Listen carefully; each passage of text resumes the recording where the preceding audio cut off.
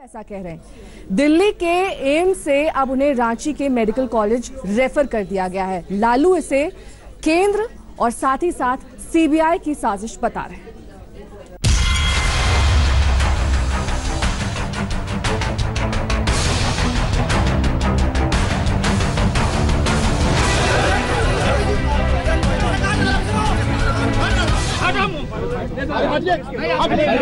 पता नहीं किस बात के लिए ये दरोगा बोल रहा कि बैक हो जाइए, इनका एसपी बोल रहा है। एसपी हमारा बॉस है। परेशान किया जा रहा है लालू जी। आरजेडी मुखिया लालू यादव का पारा हाई हुआ तो नई दिल्ली रेलवे स्टेशन पर लालू सुरक्षा कर्मियों से उलझ गए। पता नहीं किस बात के लिए ये दरोगा बोल रहा कि बैक हो जाइए, इनका एसपी बोल रहा है। एसपी हमारा बॉस है। परेशान किया जा रहा है लालू जी। नई दिल्ली रेलवे स्टेशन पर लालू यादव के पहुंचने के साथ ही हंगामा शुरू हो गया था और जब तक लालू ट्रेन में बैठकर रांची के लिए रवाना नहीं हो गए तब तक हंगामा चलता ही रहा।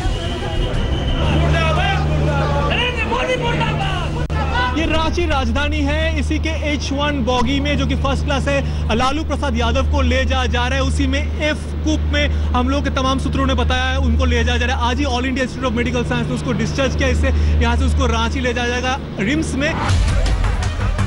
लालू आखिर क्यों हत्थे से उखड़ गए, इसके पीछे भी कहानी है, ड्रामा है, एक्शन है। दरअसल लालू यादव का दिल्ली के एम्स में इलाज चल रहा था। आज अचानक ही एम्स प्रशासन ने उन्हें डिस्चार्ज कर दिया और उन्हें रांची के रिम्स के लिए रेफर कर दिया, जबकि लालू यादव का कहना था कि वो बहुत बीमार हैं। जो बीमारी उन्हें है उसका इलाज रिम्स में नहीं है। लालू ने सीबीआई और केंद्र सरकार पर साजिश रचने का आरोप लगा दिया। थोड़ा इलाज करके मोदी के साजिश से मोदी का जो फिजिशियन है वो आदमी उसी के यूनिट में भर्ती कराया और हमको फिर रिम्स लौटा रहा है। और हमने एम्स के डायरेक्टर को चिट्ठी लिखा कि इस बीमारी से हम ग्रसित हैं, कंप्लीट भी नहीं हुआ है, वो लिखा भी है उस चीज में फिर हमको रिंग वहाँ भेज रहा है।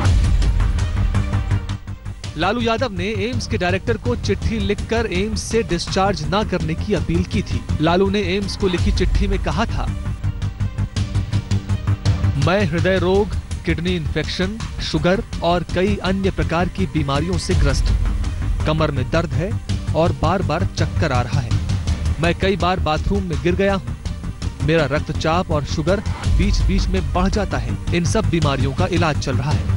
अगर मुझे इस आयुर्विज्ञान संस्थान से रांची मेडिकल कॉलेज भेजा जाता है तो इससे मेरे जीवन पर किसी भी प्रकार का कोई खतरा उत्पन्न होता है तो इसकी पूरी जवाबदेही आप पर होगी। बिना प्रॉपर इलाज किए और भाजपा के साजिश से, नरेंद्र मोदी जी के साजिश से हमको फिर रिम्स अस्पताल लौटाया जा रहा है, जहाँ कोई सुविधा नहीं है किडनी का, कोई यूनिट नहीं है, ना जेल में है ना वहाँ। लालू की इस चिट्ठी का एम्स प्रशासन पर कोई असर नहीं हुआ। लालू की दलीलें काम नहीं आई। एम्स ने लालू को डिस्चार्ज कर दिया। तो ये तो जान पे खतरा आ सकता है और इस उम्र को देखते हुए लगातार मॉनिटरिंग की आवश्यकता है, लगातार अच्छे इलाज की जरूरत है। और रिम्स से तो इसीलिए भेजा गया था ताकि बेहतर इलाज हो पाए, क्योंकि बड़ी संस्था है।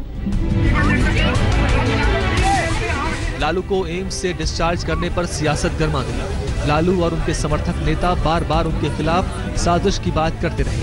आरजेडी नेताओं ने इसे राजनीतिक प्रतिशोध करार दिया, जबकि बीजेपी नेता एम्स के बचाव में खड़े हो गए। स्वयं जो है मरीज संतुष्ट नहीं है।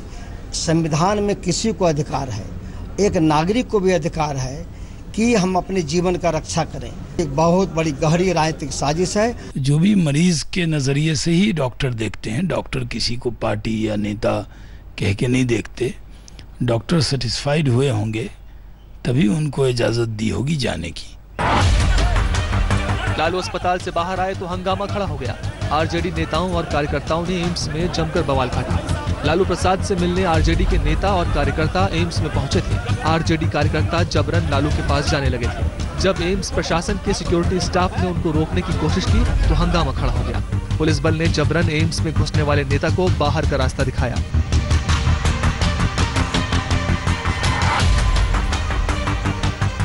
लालू कार से नई दिल्ली रेलवे स्टेशन के लिए रवाना हो गए।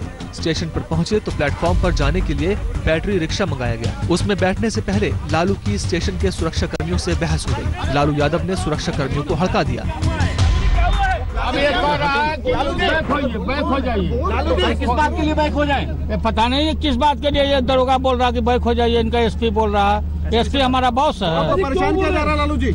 उधर एम्स प्रशासन का कहना है कि लालू यादव पूरी तरह फिट हैं और उनके स्वास्थ्य में सुधार हुआ है। इसी वजह से उन्हें रांची मेडिकल कॉलेज में रेफर किया गया है। अनिंद्यो बनर्जी और हिमांशु मिश्रा के साथ अशोक सिंघल, दिल्ली आज तक। तो भारी हंगामे के बीच लालू प्रसाद यादव को दरअसल एम्स से डिस्चार्ज किया गया। लालू एक गुहार लगाते रहे कि वो गंभीर रूप से बीमार हैं, लेकिन एम्स प्रशासन ने साफ कर दिया कि लालू प्रसाद यादव पूरी तरह से फिट है। लालू यादव से बात की हमारे संवाददाता अशोक सिंघल ने। लालू यादव को डिस्चार्ज कर दिया गया। इनसे बात करने के लिए हमारे साथ मौजूद है खुद लालू जी। डिस्चार्ज कर दिया गया, रेफर किया, आधा अधूरा इलाज करके रिम्स अस्पताल में रेफर कर दिया। हमारी तबीयत ठीक है नहीं। ये पूरा सरकार का साजिश, सीबीआई का साजिश, उसके तहत हमको वो निकाला है यहाँ से। और रिम्स में किडनी का और चक्कर है, हमारा हार्ट का ऑपरेशन कराए हैं। वो सारी बीमारियां हमारे पास है, ब्लड प्रेशर। क्यों डिस्चार्ज किया आपको? अब वो साजिश है सरकार का। नहीं तो राहुल गांधी भी आज मिले थे आपसे? हाँ, तो राहुल जी मिले थे। स्वास्थ्य लाभ एम्स डायरेक्टर, आपने चिट्ठी लिखी थी एम्स डायरेक्टर? हाँ, लिखे चिट्ठी आपको मिल जाएगा। नहीं, चिट्ठी में तो उन्होंने जवाब नहीं दिया आपकी चिट्ठी का? नहीं दिया, भाग चला। नहीं तो उन्होंने कहा नहीं कि आपको डिस्चार्ज कर रहे हैं, नहीं कर रहे? नहीं, कुछ नहीं बताया। साफ तौर से कहना है कि उनकी साजिश है सरकार की, इसलिए उनको डिस्चार्ज किया गया। कैमरामैन अनुराग के साथ अशोक सिंघल, दिल्ली आज तक। तो लालू यादव ने आज सुबह राहुल गांधी से मुलाकात भी की, लेकिन राहुल गांधी से मुलाकात पर लालू प्रसाद यादव ने कहा कि इसी से चिढ़कर दरअसल केंद्र की तरफ से उन्हें अचानक डिस्चार्ज करने का फैसला किया गया है। हालांकि राहुल गांधी से मुलाकात के मायने बीजेपी कुछ और लगा रही है और राहुल गांधी पर जमकर निशाना साधा जा रहा है। मोदी जी के साजिश से हमको फिर रिम्स अस्पताल लौटाया जा रहा है। एम्स प्रशासन ने दिल्ली से लालू यादव का बोरिया बिस्तर बांध दिया। लालू ने इसे केंद्र की साजिश बताया, लेकिन इसका एक तीसरा पक्ष भी है जिसका राज इस तस्वीर में छिपा है। कांग्रेस अध्यक्ष राहुल गांधी आज सुबह एम्स में भर्ती लालू यादव से मिलने पहुंचे। दोनों नेताओं में काफी देर तक बातचीत हुई। आरजेडी नेताओं का कहना है कि राहुल और लालू की मुलाकात से चिढ़कर ही एम्स प्रशासन ने उन्हें डिस्चार्ज कर दिया, जबकि लालू यादव गंभीर रूप से बीमार हैं। ये भी मानता हूं कि माननीय राहुल गांधी जी मिलने के लिए आए, उसके चंद मिनटों के बाद ही जो है यह निर्णय लेने का काम हुआ कि राहुल गांधी जी मिल के गए। उसके बाद जो है इमीडिएट कि एम्स से जो है रिम्स शिफ्ट किया जाता है। दरअसल लालू से राहुल के मिलने की टाइमिंग ऐसी थी जिस पर आरजेडी के लोग इस साजिश की बात कह रहे हैं, क्योंकि लालू यादव के डिस्चार्ज होने के करीब 3 घंटे पहले राहुल लालू से मिलने एम्स पहुंचे थे। इस मुलाकात के बाद लालू यादव को एम्स से डिस्चार्ज करने की सूचना मिल गई। कांग्रेस ने भी कहा कि सरकार के दबाव में ही लालू को डिस्चार्ज किया गया। दबाव तो सरकार का ही हो सकता है, और किसका हो सकता है? नहीं तो एम्स से और छोटे अस्पताल में जो एडवांस सेंटर नहीं है, वहाँ इलाज का समुचित व्यवस्था नहीं है, वहाँ ले जाना तो ये तो भगवान भरोसे उनको छोड़ना हुआ। लालू और राहुल गांधी की इस मुलाकात के बाद सियासी हलचल तेज हो गई। बीजेपी ने सवाल उठाए कि भ्रष्टाचार के लिए सजा याफ्ता लालू यादव से आखिर राहुल क्यों मिलने गए थे। ऑर्डिनेंस फाड़ने वाले राहुल गांधी आज लालू जी को मिलने के लिए जाते हैं और गले लगाकर सरकार बनाने के लिए आगे बढ़ रहे हैं। किससे क्या मुलाकात हुई? राहुल जी सिर्फ इसलिए गए थे क्योंकि उनको लालू जी की सेहत की चिंता थी। दरअसल लालू यादव और राहुल गांधी की इस मुलाकात को 2019 लोकसभा चुनावों की तैयारियों से जोड़कर देखा जा रहा है। बीजेपी को लग रहा है कि लालू दिल्ली में बैठकर बीजेपी के खिलाफ मोर्चा बना रहे हैं, एम्स से सियासत कर रहे हैं। लालू यादव पहले ही गैर बीजेपी मोर्चे का ऐलान कर चुके हैं। ये भी साफ कर चुके हैं कि कांग्रेस सबसे बड़ी पार्टी है तो नेतृत्व भी उसी का होगा। सब कांग्रेस को माइनस करके नहीं ना किया जा सकता है। कांग्रेस कोई अलग फ्रंट नहीं ना है, वही फ्रंट है वही। अब कांग्रेस विपक्ष में है तो फ्रंट है। लालू यादव और कांग्रेस का नाता पुराना है। बीजेपी जब सोनिया गांधी को विदेशी साबित करने पर तुली हुई थी, तब लालू ही थे जो सोनिया गांधी के साथ मजबूती से खड़े थे। लालू ने हमेशा सोनिया गांधी का सम्मान किया। तालमेल में हमारा ओपन है, लेकिन हमारे तरफ से कोई रोक नहीं है। जो कांग्रेस तय करेगी, लेकिन कांग्रेस से हम समझौता करें। कांग्रेस और आरजेडी ने 1999 के लोकसभा चुनावों में पहली बार गठबंधन किया था। 2004 लोकसभा चुनावों में आरजेडी ने कांग्रेस के साथ गठबंधन करके 21 सीटों पर जीत हासिल की थी और लालू उस सरकार में 5 साल तक रेल मंत्री रहे। 2009 लोकसभा चुनावों में आरजेडी और कांग्रेस में सीटों पर बात नहीं बनी, लिहाजा ये गठबंधन टूट गया। लालू ने बाद में स्वीकार किया कि गठबंधन न करना उनकी गलती थी। 2014 में लालू यादव ने एक बार फिर कांग्रेस से गठबंधन किया और बिहार विधानसभा चुनावों से पहले उन्होंने महागठबंधन बनाकर महाजीत हासिल की। कांग्रेस और आरजेडी के रिश्तों की गहराई यहाँ तक रही कि 2013 में मनमोहन सिंह सरकार दागी सांसदों विधायकों पर बाकायदा एक अध्यादेश लेकर आई। इस अध्यादेश से सरकार सुप्रीम कोर्ट के फैसले को पलटना चाहती थी। ये अध्यादेश इस नाते लाया जा रहा था ताकि लालू यादव चारा घोटाले में सजा के बावजूद चुनाव लड़ सकें। ये अलग बात है कि राहुल गांधी ने उस अध्यादेश को फाड़कर फेंक देने लायक बता दिया और मनमोहन सिंह को बैकफुट पर जाना पड़ा। अशोक सिंघल, दिल्ली, आज तक। अब पंजाब में दरअसल 12वीं का पाठ्यक्रम बदल दिया गया है। इसमें गुरुओं को लेकर एक जो पाठ था वो हटा दिया गया है। इसको लेकर भी अब सियासत की जा रही है। ये आरोप लगाए जा रहे हैं सरकार पर कि जानबूझकर इतिहास के साथ छेड़छाड़ की जा रही है और इस तरह से पाठ्यक्रम को हटाया गया है। हमारे मुल्क में सरकारें कब क्या कर गुजरे ये किसी को नहीं मालूम। इतिहास हमें गुजरे हुए कल से साक्षात्कार कराता है, लेकिन हमारी सरकार का पता नहीं कब इतिहास बदल दे या इतिहास को बीता हुआ कल बताकर भुला देने की ओर कदम बढ़ा दे। जी हाँ, इस बार पंजाब की कांग्रेस सरकार ने सिख गुरु, सिख योद्धाओं, अंग्रेज और सिखों के बीच हुए युद्ध, बाबा बंदा सिंह बहादुर और महाराजा रणजीत सिंह समेत सिखों के संघर्ष को बताने वाले 23 पाठ 12वीं कक्षा के इतिहास की पाठ्य पुस्तक से हटा दिया है। ये बदलाव कैप्टन अमरिंदर सिंह की सरकार ने किया है। अब पता नहीं इनको क्या हुआ स्टेट गवर्नमेंट को कि रातों रात कमेटी बना के सारी की सारी पंजाब हिस्ट्री, सारी सिख हिस्ट्री उसमें से निकाल दी और नई हिस्ट्री उसकी जगह जो डाल दी। हम कहते हैं कि आपको और भी कुछ पढ़ाना है पढ़ाओ, लेकिन जब तक बच्चे अपनी धरती का इतिहास नहीं समझेंगे, ये पंजाब गुरुओं की धरती है, यहाँ का इतिहास वो नहीं समझेगी तो दूसरे इतिहास को क्या समझेंगे। पंजाब के पूर्व शिक्षा मंत्री हमलावर हैं और पंजाब में वर्तमान के शिक्षा मंत्री बचाव की मुद्रा में। ये ਜਿਹੜੇ ਸਾਡੇ ਪੁਰਾਣੇ ਇਤਿਹਾਸ ਆ ਇਹਨਾਂ ਨੂੰ ਇਧਰ ਉਧਰ ਨਹੀਂ ਕੀਤਾ ਜਾਏਗਾ। ਜੇ ਪਹਿਲਾਂ ਹੈਗਾ ਸੀ ਮੈਂ ਜਾ ਕੇ ਸਟੱਡੀ ਕਰ ਲੈਣਾ, ਪੁੱਛ ਲੈਣਾ, ਜੇ ਕੋਈ ਉਹਦੀ ਛੇੜਛਾੜ ਹੋਈ ਆ ਤੇ ਕੋਈ ਨਹੀਂ ਉਹਨੂੰ ਠੀਕ ਕਰਨ ਦੀ ਕੋਸ਼ਿਸ਼ ਕਰਾਂਗੇ। चैप्टर बदलने के बाद जिस तरह से पंजाब की सरकार का जोरदार विरोध हो रहा है, उससे एक बात तो तय है कि पंजाब सरकार बैकफुट पर है। अगर कैप्टन सरकार अपना फैसला वापस ले ले तो हैरान मत होइएगा। मंजीत सहगल, चंडीगढ़, आज तक। फिलहाल रुकेंगे एक छोटे से ब्रेक ले। ब्रेक के उस पार आपको स्पेशल रिपोर्ट में दिखाएंगे क्यों और कैसे एक मंडप के नीचे चलाई गई दूल्हे पर गोली। एक छोटा सा ब्रेक, लेकिन ब्रेक पर जाने से पहले आपको याद ला दें, सबसे तेज सबसे सटीक खबरों के लिए जुड़े रहे हमारी वेबसाइट aajtak.in के साथ या फिर डाउनलोड कीजिए हमारा मोबाइल ऐप। देखते रहिए आज तक। ब्रेक के बाद स्पेशल रिपोर्ट में एक बार फिर आप सभी का स्वागत है। बात अब एक ऐसे घर की करेंगे जहां पर अचानक जश्न का माहौल मातम में बदल गया। ये वीडियो दरअसल आपको हैरानी में भी डाल देगा क्योंकि यहां पर एक दूल्हे को अचानक गोली लग जाती है। वो मंडप में बैठा हुआ अपने द्वारचार की तैयारी कर रहा था कि अचानक एक शख्स ने रिवॉल्वर निकाली और उसके सीने में, यानी कि दूल्हे के सीने में गोली दाग दी।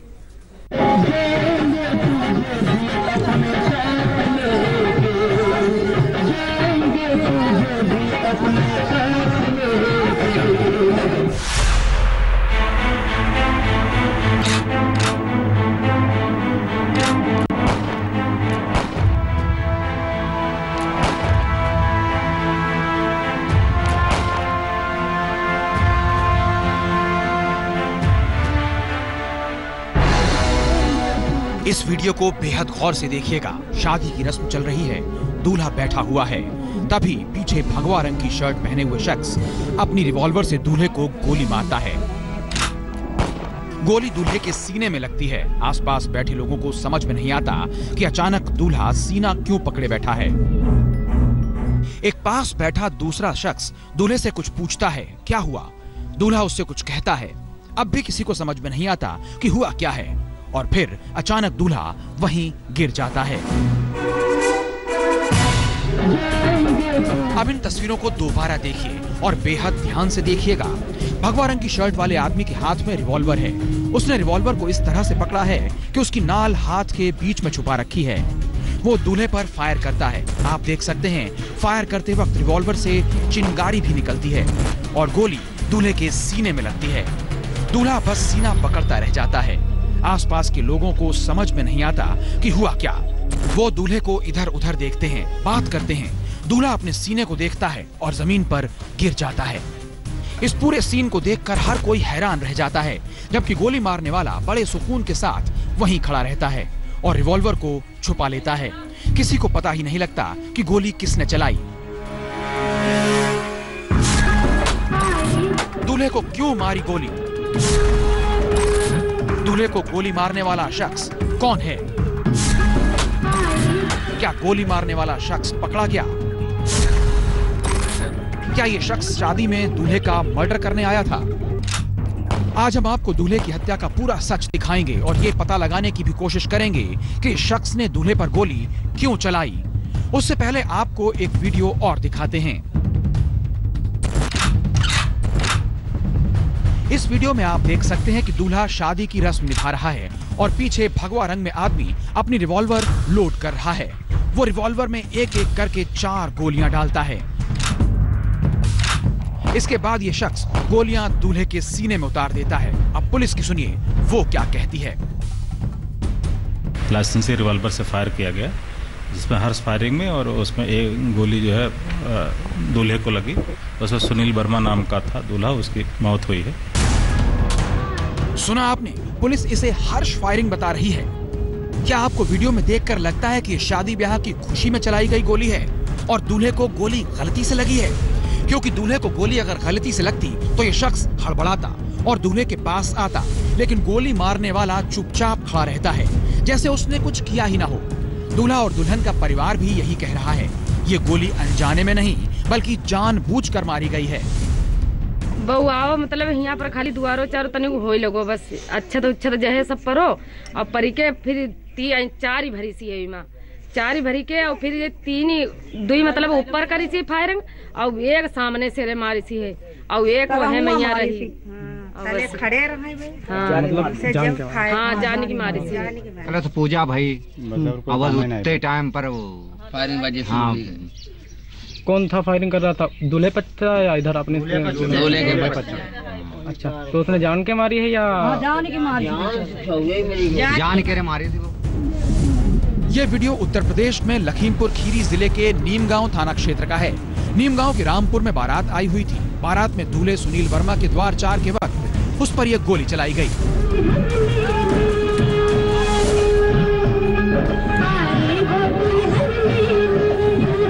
अब बारात का माहौल मातम में बदल चुका है। आप देख सकते हैं कि दूल्हे की लाश पड़ी है, दूल्हे के जूते पड़े हैं और बेचारी दुल्हन हाथों पर मेहंदी सजाई खड़ी है। दरवाजे पर बारात आई और दूल्हे की मौत हो गई। दूल्हे के ससुराल से लेकर घर तक मातम पसरा है। गांव में हर कोई बस इसी की चर्चा कर रहा है।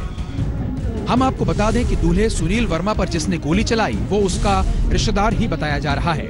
उसका नाम रामचंद्र वर्मा है और उसने अपनी लाइसेंसी रिवॉल्वर से ये गोली चलाई। अब असलियत क्या है, दूल्हा दुल्हन के घर वाले इसकी जांच की मांग कर रहे हैं। अभिषेक वर्मा, लखीमपुर खीरी, आज तक। चलिए अब आपको ऐसा वीडियो दिखाते हैं जो आपको हैरानी में तो डालेगा ही, लेकिन साथ ही आपका खून भी खौल उठेगा इस वीडियो को देखकर। ये वीडियो जहानाबाद का है, जहां पर बीच सड़क पर कुछ दरिंदे एक लड़की के साथ खौफनाक वारदात को अंजाम देते हैं। उसके साथ चीरहरण करते हैं, बदतमीजी करते हैं। ये लड़की बार बार गुहार लगाती है कि उसे छोड़ दिया जाए, लेकिन ये दरिंदे नहीं मानते और साथ ही साथ उसका वीडियो भी शूट कर लेते हैं। देखिए।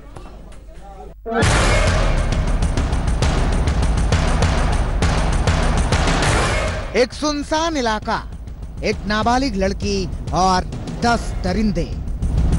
लड़की जोर जोर से चीख रही है, रहम की भीख मांग रही है। दरिंदे हंस रहे हैं, उसे गालियां दे रहे हैं, उसे मार रहे हैं, उसके साथ जुल्म की इंतहा कर रहे हैं। एक लड़की का ऐसा चीरहरण वाकई दहलाने वाला है। 7 से 8 लड़के इस लड़की को नोच रहे हैं, खसोट रहे हैं और पास खड़े कुछ लड़के मोबाइल से इसका वीडियो बना रहे हैं। ये तस्वीरें इतनी खौफनाक है कि देखते ही रोम रोम कांप उठता है। ये वीडियो आज इसलिए दिखाना जरूरी है कि ऐसे दरिंदों को कानून सख्त से सख्त सजा दे सके। ये वीडियो बिहार के जहानाबाद का है, जहां दरिंदों ने इस लड़की के साथ हैवानियत की सारी हदें पार कर दी।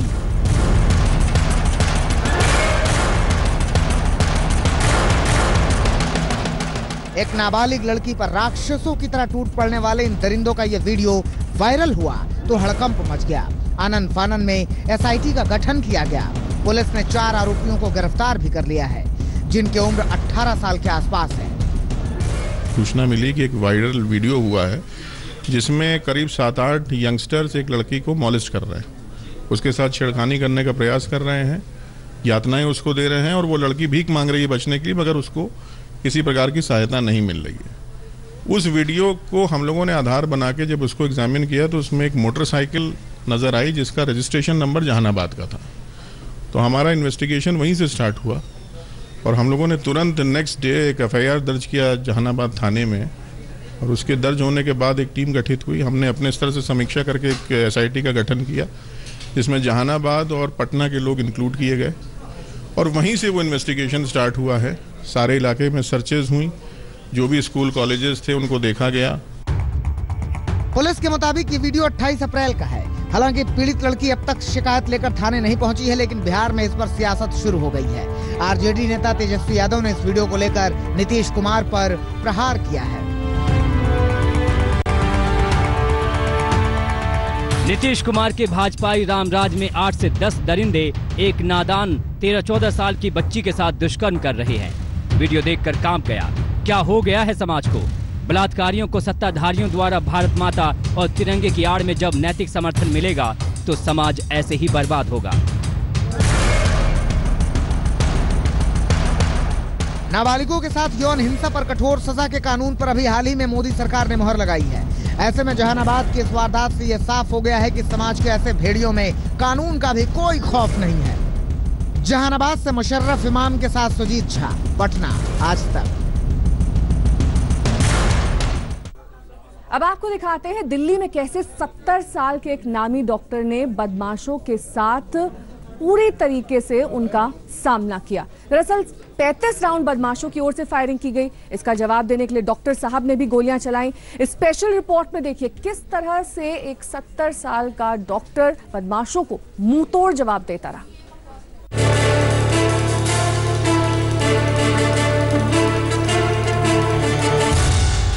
इस कार पर गोलियों के इतने निशान हैं कि गिनते गिनते आप थक जाएंगे। बोनट पर गोलियों के निशान हैं, खिड़की पर गोलियों के निशान हैं, शीशे पर गोलियों के निशान हैं और तो और गाड़ी के अंदर सीटों पर भी गोलियों के निशान हैं।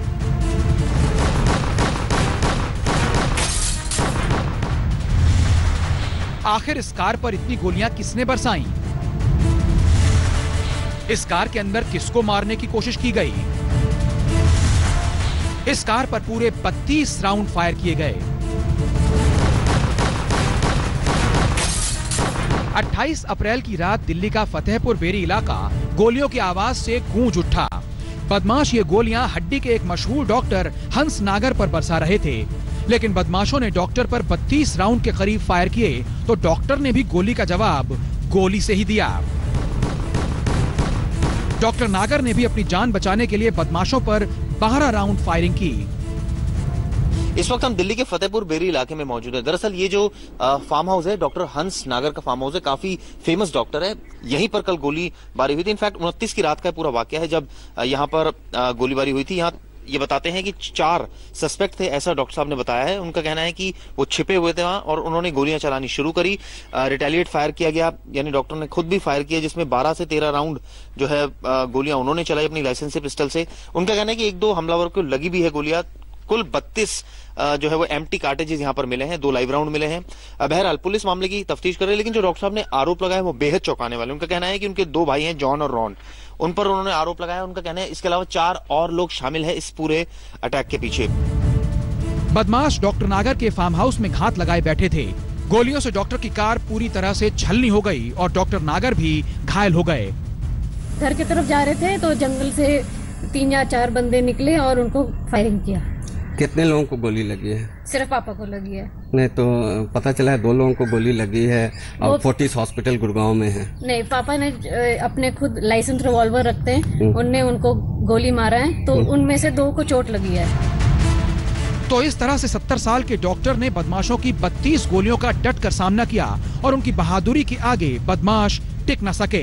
अब पुलिस इस बात की जांच कर रही है ये बदमाश कौन थे और क्यों डॉक्टर नागर पर इतनी गोलियां बरसाई गईं।